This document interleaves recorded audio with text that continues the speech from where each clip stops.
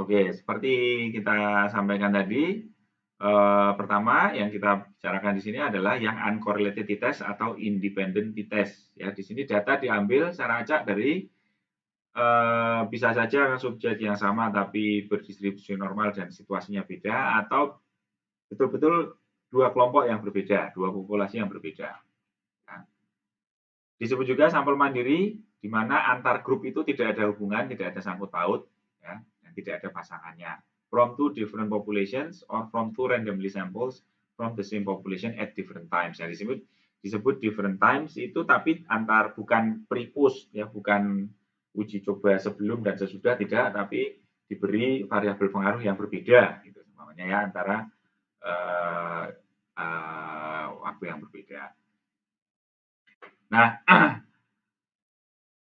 kita kemarin kamu sudah belajar tentang kurva normal ya mestinya. Nah, di sini di uji T ini juga kita ada kurvanya, namanya kurva T. Ya, kurva T itu distribusinya tentu karena ini kita harus t-test itu dilakukan pada data yang terdistribusi normal, maka kaidah-kaidahnya mengikuti juga kaidah kurva normal. Ya.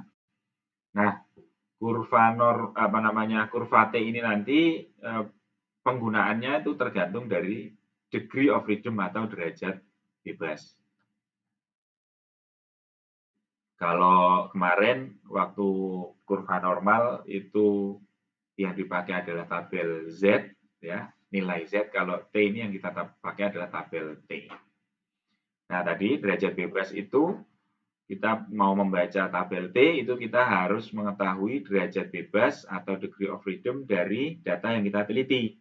Degree of freedom-nya untuk independent t-test atau uji T mandiri itu rumusnya adalah N1 ditambah N2 dikurangi 2. Jumlah grup atau subjek di grup 1 ditambah dengan jumlah subjek atau sampel di grup 2 dikurangi 2. Jadi kalau nanti jumlah subjek kelompok 1 jumlahnya 10, kelompok 2 jumlahnya 10, maka degree of freedom-nya adalah 18.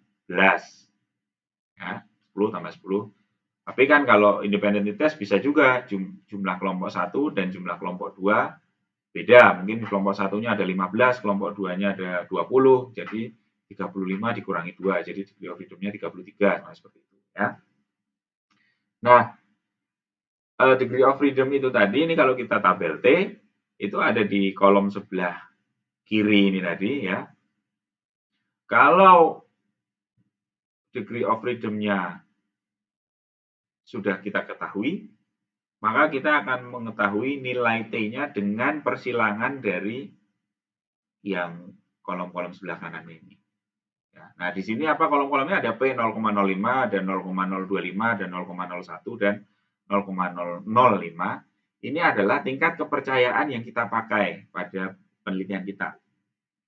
Pada penelitian-penelitian sosial atau penelitian-penelitian umumnya ya seperti penelitian epidemiologis dan lain sebagainya yang itu ke masyarakat, kita bisa menggunakan derajat kepercayaan 95% atau 0,05 ini.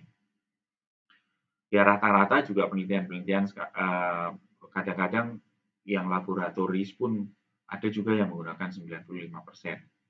Tapi ya 0,05 ini artinya tingkat kepercayaannya 95%. Tapi sesungguhnya kenapa kita hanya kalau 100% jelas nggak mungkin ya, 100% itu hanya milik Allah Subhanahu wa taala. Jadi tingkat kepercayaan kita 95%. Kalau epidemiologis penelitian manusia itu rata-rata 95%. Kenapa? Karena kita ada faktor dalam penelitian kita itu pasti kita nggak bisa mengontrol 100% semua variabel itu bisa dikontrol dengan baik kecuali variabel pengaruhnya kan gitu. Ya kan?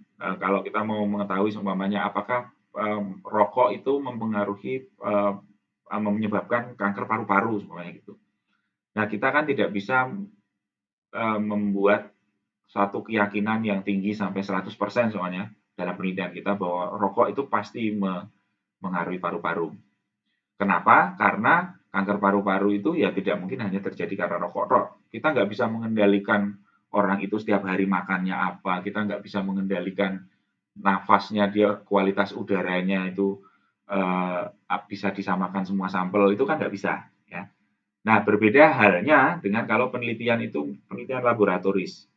Kalau penelitian laboratoris itu kita bisa kontrol semuanya dengan baik kan. Kita bisa kontrol suhunya, kita bisa kontrol sinarnya, kita bisa kontrol kelembabannya dan lain sebagainya, semua bisa dikontrol dengan baik. Itu seyogianya menggunakan paling tidak tingkat kepercayaan 99% atau dengan P 0,01. Artinya apa? Artinya kalau tingkat kepercayaannya semakin tinggi, maka toleransi terhadap errornya, toleransi terhadap kesalahannya itu semakin kecil. Ya, nah, tapi minimal atau yang bisa diterima itu adalah 0,05. Nah, nanti kita persilangkan di sini. Jadi kalau saya sudah menyatakan bahwa oke, penelitian saya tingkat kepercayaannya adalah 95%, berarti saya akan melihat tabel T itu persilangan antara degree of freedom ini dan nilai T yang berdasarkan 95% atau 0,05. Nanti T tabel ini akan kita bandingkan dengan T hasil perhitungan. Ya. Nah, ini kalau ini 95%, kemudian ini 97,5, ini 99%, dan ini adalah 99,5%. Ini sangat akurat, tingkat kepercayaan sangat tinggi. Nanti di belakang kita akan lihat apa pengaruhnya, bukan pengaruhnya ya, apa bedanya kita menentukan derajat kepercayaan itu. Nah, ini membaca tabel T tadi saya sudah sampaikan. Nilai T bisa positif atau negatif, jadi nanti kalau dapat nilai T-nya baik itu positif maupun negatif tidak masalah, yang penting nilainya ya, angka. Nah, jika harga T atau nilai T hasil perhitungan, jadi nanti kita hitung nih T, itu lebih dari T tabel yang tadi, yang di tabel ini tadi, persilangan ini T tabelnya berapa, jika nilai T hasil kita ngitung itu lebih daripada T tabel, maka itu artinya kita menolak H0 atau menolak hipotesis 0, artinya ada perbedaan yang signifikan. Jika harga T atau nilai T hasil perhitungan sebaliknya lebih kecil dari tabel, maka itu berarti tidak ada perbedaan secara signifikan atau secara statistik antara grup A dan grup B. Ya, jadi kita tadi menguji perbedaan antara grup A dan grup B itu mana yang lebih bagus atau mana yang berbeda atau tidak gitu. Kalau H0 itu menyatakan bahwa antara grup A dan grup B itu tidak berbeda. Nah, tapi kalau berbeda, ternyata hanya berbeda, maka itu berarti kita menolak H0. Itu artinya kalau kita mendapatkan nilai T hitung yang lebih daripada T tabel. Nah, tapi kalau T hitung kurang dari T tabel, maka kita menerima H0, tidak ada perbedaan. Oke. Sampai di sini ada yang mau ditanyakan?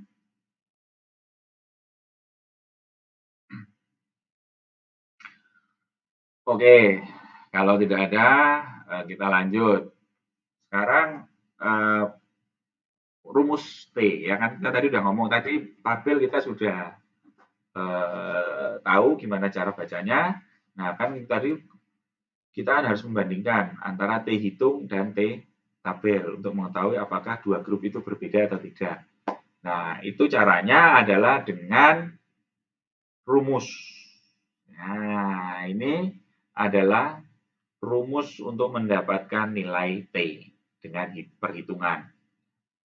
Ketika di awal tadi saya sudah sampaikan, ada 3 informasi penting yang kita harus tahu untuk mendapatkan nilai T, yaitu mean difference atau perbedaan antara dua mean. Ini X bar ini artinya rata kelompok 1, ini rata kelompok 2, berarti ini adalah mean difference. Kemudian yang kedua, kita harus tahu variansi atau standar deviasi. Nah, ini akar dari ini S kuadrat ini adalah variansi. Ya. Akar dari variansi itu standar deviasi. Dan kita harus tahu juga number of subjects on each group. Ya. Each group itu ada ini N1, N2. Nah, rumusnya jadi secara jangan ini dulu ya, jangan mules dulu ngelihat ini. Ya, ini sebenarnya perbedaan mean, selisih mean-nya antara kelompok 1 dan kelompok 2 dibagi standar deviasi dari masing-masing kelompok. Ya, nah ini digabungkan jadi satu, ini ada akar bervariansi masing-masing kelompok. Betulnya ini nih, ya. Apa namanya rumusnya. Nah, ini untuk yang equal variance. Untuk yang equal variance. Kalau yang unequal variance, ya, itu rumusnya agak lebih sederhana.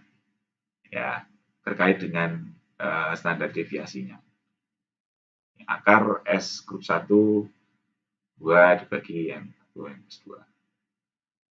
Nah, kemudian pertanyaannya mesti kalau kita rata-rata tahu lah caranya ngitung rata tahu, kemudian N itu udah jelas, yang tadi N min 1 ya gampang tinggal kurangi 1. Yang jadi pertanyaan kan S ini gimana, variansi ini ukurnya apa, ngitungnya gimana. Nah, maka ada formulasinya, variansi atau S kuadrat itu adalah N atau jumlah kelompok, jumlah subjek di tiap kelompok, ya ini bisa S1 atau S2 kuadrat ya. S1 kuadrat atau S2 kuadrat tergantung kelompok mana. Jadi kalau ini N itu adalah jumlah sampel pada kelompok tersebut. Nah, ini adalah sigma atau penjumlahan dari masing-masing nilai yang sudah dikuadratkan dikurangi dengan jumlah semua nilai baru dikuadratkan, dalam kurung kuadrat, dibagi N dikalikan N-1. Nah, jadi artinya kalau kita sudah bisa mendapatkan S ini, maka pasti kita bisa menghitung T. Ya, kita sudah bisa mendapatkan S kuadrat ini atau variansi ini kita sudah bisa dapat, maka kita bisa menghitung T-nya. Karena tadi N itu mudah, kemudian rata itu mudah. Sampai di sini ada pertanyaan sebelum kita masuk ke contoh.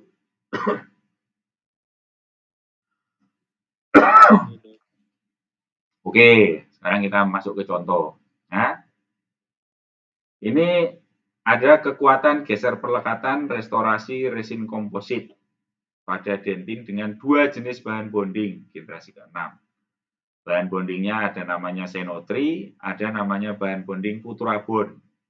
Kemudian ini angka-angka ini adalah kekuatan geser perlekatannya. Ya, kekuatan geser perlekatannya segini. Untuk masing-masing grup itu ada 10 sampel. Ya. Ini artinya number of subjeknya sama, number of sampelnya sama, maka kita berarti oke, ini adalah independent test karena dua-duanya ini tidak saling berkaitan. Ya. Variabel pengaruhnya adalah jenis jenis bonding. Ya, variabel pengaruhnya jenis bonding, variabel terpengaruhnya adalah kekuatan geser perlekatan. Ini tidak saling pengaruh, berarti ini kita pakai t-test.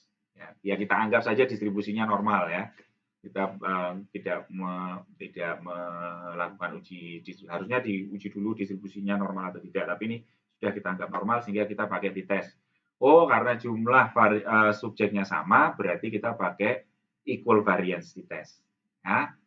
Kalau equal variance t-test berarti pertama untuk menghitung t-nya, ya kita harus cari dulu variansi tadi, rumus S kuadrat. Setelah dapat itu baru masukkan ke rumus T yang equal variance.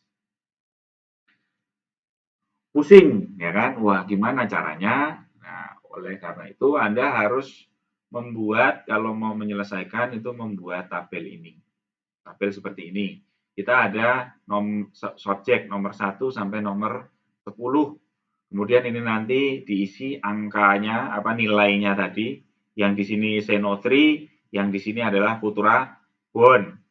Terus di sini kita bikin kolom X1 kuadrat. Nanti ini dikuadratkan.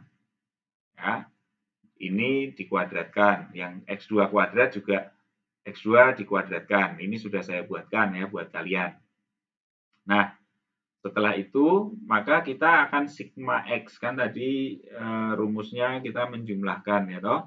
Menjumlahkan X1 nanti dikuadratkan atau yang X1 sudah dikuadratkan dulu baru dijumlahkan. Ya. Nah, ini seperti ini dapat, ini dijumlahkan, yang belum dikuadratkan juga dijumlahkan. Kalau ini sudah dapat total X, total nilai ini dikuadratkan jadi yang ini. Kemudian kita juga harus tahu reratanya. Kalau reratanya ya berarti total X ini dibagi jumlah subjek. Jadi kalau 37 ya 3,7 grup 1 atau rerata Senotri adalah 3,71, rerata Futurabon adalah 4,3. Ya, rata dapat, jumlah X yang dikuadratkan sudah dapat, kemudian jumlah yang sudah dikuadratkan baru di ini juga dapat. Ini semua Anda sudah mendapatkan angkanya. Sekarang saya minta kamu buka elok.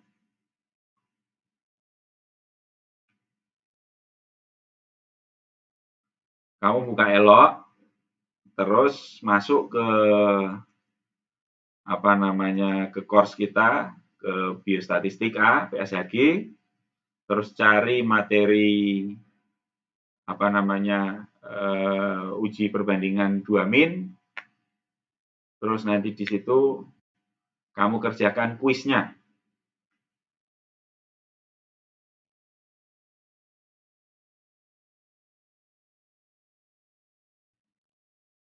Ini uji perbandingan 2 rata, silakan kerjakan kuisnya ya, Dek.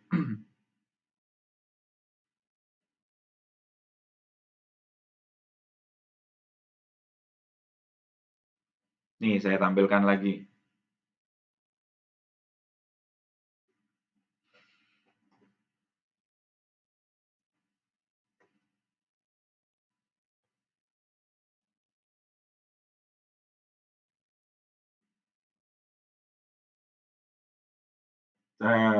Ya itu nanti waktu pengerjaannya kalau nggak salah berapa menit tuh? Kuisnya 10 menit.